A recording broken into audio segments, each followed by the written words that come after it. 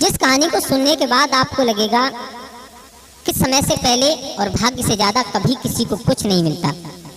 हम चाहे हजारों लाखों करोड़ों कोशिश कर लें, लेकिन समय से पहले और भाग्य से ज्यादा कभी किसी को कुछ नहीं मिलता।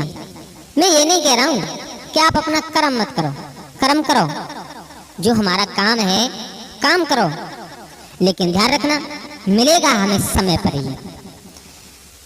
तो आ जाओ कहानी शुरू करते हैं कि किसी समुद्र के किनारे एक चकवी और चकवा का जोड़ा बैठा हुआ था। तो चकवी ने कहा, पिया कोई ऐसी बात कहो जिससे ये रात पार हो जाए, रैन कट जाए। तो चकवा बोला, चकवी सुनो ध्यान दे करके कि एक बार भगवान भोले बाबा और मैया पार्वती दोनों निकल करके जा रहे थे। तो उन्होंने देखा कि एक परिवार है, उसमें बुजुर्ग पिता है, बुजुर्ग माँ है और एक बेटा है। लेकिन तीनों इतने गरीब हैं कि पूरे दिन मेहनत करते हैं, तब कहीं शाम को जाकर के उनका पेट भरता है। तो मैया पार्वती ने भगवान भोले बाबा से कहा, बाबा तुमने इस संसार में किया क्या है? किसी को इतना पैसा दे दिया कि उसे यही नहीं मालूम है कि हमारे पास कितना पैसा है, और किसी को इतना भी नहीं दिया कि वो शाम को बैठ करके अपना पेट भी भर ले। भगवान भोले बाबा ने कहा, पार्वती ये सब कर्मों का फल होता है। इंसान जो जैसा कर्म करता है उसे वैसा ही फल मिलता है हमेशा। दूसरी बात, समय से पहले और भाग्य से ज्यादा कभी किसी को कुछ नहीं मिलता। देखो, पार्वती ने कहा, बाबा मैं कैसे विश्वास करूं, मैं कैसे विश्वास करूं? अगर तुम इन्हें देना चाहो कुछ तो अभी इनका समय बदल जाएगा। बोले पार्वती मान जाओ मेरी बात, अगर मैं इनको दूंगा भी फिर भी ये नहीं ले पाएंगे। बोले क्यों?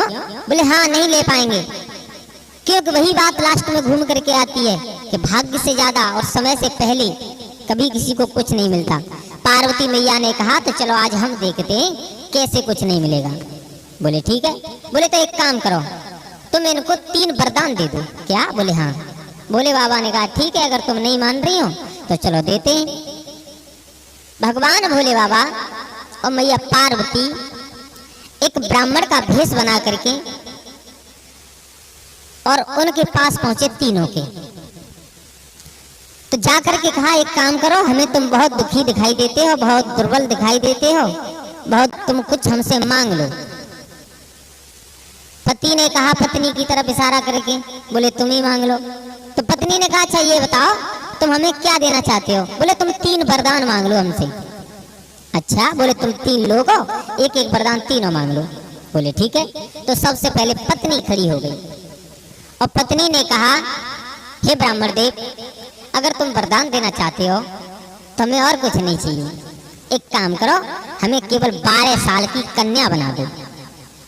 पार्वती मैया देख रही है, विचार किया, बोले देखो इसने क्या मांगा है, 12 साल की कन्या बना दो। भगवान भोले बाबा ने कहा, तथास्तु, जाओ ऐसा ही होगा। तभी तुरंत वो जो बूढ़ी मैया थी एक 12 साल की कन्या बन गई।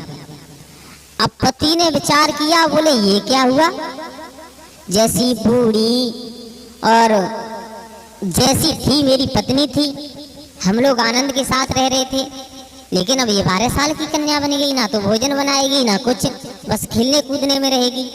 पति को गुस्सा आ गया।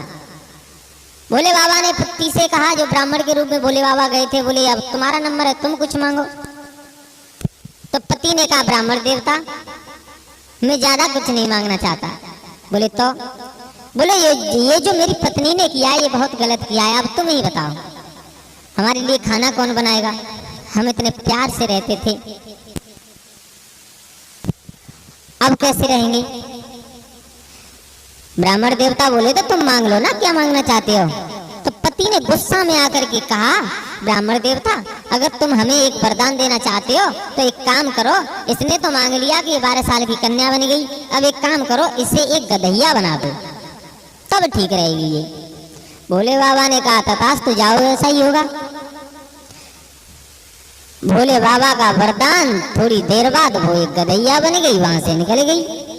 अब बेटा जो तीसरा नंबर आया बेटा का, उसे बड़ा चिंता हुई। बोले पिता, माँ ने किया वो तो किया, लेकिन पिता ने और ज्यादा गलत किया। 12 साल की या जितनी भी थी, जैसी थी सामने तो थी, अब ये गधैया बना दी मेरी माँ को। तो तीसरा नंबर आया बेटा का। बेटा से कहा भगवान भोले बाबा ने, जो ब्राह्मण के वेश में गए थे, बेटा अब तुम्हारा नंबर है, तुम कुछ मांगो।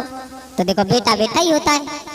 बेटा को दोनों पर रहम आया, तो बेटा ने कहा ब्राह्मण देवता, अगर तुम कुछ देना चाहते हो तो केवल एक वरदान दे दो। बोले क्या? बोले ये दे दो कि ना तो मुझे मेरी मैया 12 साल की चाहिए और ना मुझे मेरी मैया गधैया के रूप में चाहिए, बस मेरी जैसी मैया थी मुझे वापस दे दो। बोले भोले बाबा ने कहा ठीक है, जाओ ऐसा ही होगा। कुछ समय बाद जैसी बूढ़ी माँ थी, बूढ़ी माँ बन गई। भोले बाबा पार्वती मैया वहां से निकले। भोले बाबा ने कहा देख लिया पार्वती, वरदान तो 3 दे दिए, लेकिन इन्होंने कुछ नहीं ले पाया हमसे, इन्होंने कुछ नहीं ले पाया। अब देखो एक का नसीब जागने वाला है और उसका समय भी आ गया, उसको केवल मैं एक वरदान दूंगा और वो एक वरदान में सब कुछ ले लेगी।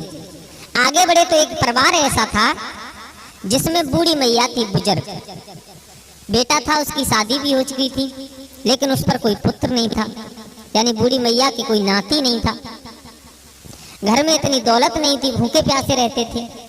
तो भगवान भोले बाबा पहुंच गए उस परिवार के पास में, और भगवान भोले बाबा ने कहा बूढ़ी मैया से, मैया एक काम करो, तुम हमसे कुछ वरदान मांग लो। बूढ़ी मैया ने कहा भोले बाबा ऐसा ना हो हम वरदान मांगे, तुम पीछे को पैर हटाओ। बोले बिल्कुल ना, तुम्हें जो मांगना है मांगो। तो देखो उस बूढ़ी मैया ने क्या मांगा, कितनी सुंदर बात कही। बोले बाबा अगर तुम देना चाहते हो तो हमें केवल एक वरदान दे दो। बोले क्या? बोले मैं अपनी आंखों से अपने नाती को सोने के कटोरा में दूध पीता हुआ देख लूं, बस एक वरदान दे रहे हो, एक वरदान में मुझे इतना ही दे दो। क्या? बोले हाँ, मैं अपनी आंखों से अपने नाती को और सोने के कटोरा में दूध पीता हुआ देख लूं, बस भोले बाबा यही इच्छा है। पार्वती मैया मुस्काए गई, विचार किया वाह धन्य हो, वरदान एक मांगा और सब कुछ मांग लिया। सब कुछ कैसे मांग लिया? वो ऐसे मांग लिया, मैं अपनी आंखों से, यानी अंधी थी तो मैं अपनी आंखों से तभी देखूंगी जब मेरी आंखें ठीक होंगी। मेरे घर में नाती नहीं है तो नाती दूध तब पिएगा जब घर में नाती आएगा। और तीसरा सोने के कटोरा में, तो सोने के कटोरा में कोई तभी दूध पिलाएगा जब उसके घर में धन माया अच्छी होगी। बूढ़ी मैया ने एक वरदान में भगवान भोले बाबा से सब कुछ मांग लिया। भोले बाबा वरदान दे करके वहां से निकले। पार्वती मैया से हंस करके कहा देख लिया पार्वती, मैंने कहा था ना समय से पहले भाग्य से ज्यादा कभी किसी को कुछ नहीं मिलता। वो थे जिन्हें हमने 3 वरदान दिए लेकिन कुछ नहीं ले पाए, और एक ये थी जिसे केवल एक वरदान दिया और उसने सब कुछ ले लिया। तो मेरे भैया चाहे कितनी भी हम कोशिश करें, हमें भाग्य से ज्यादा और समय से पहले कभी कुछ नहीं मिलता। तो दोस्तों कैसी लगी आपको मेरी ये कहानी?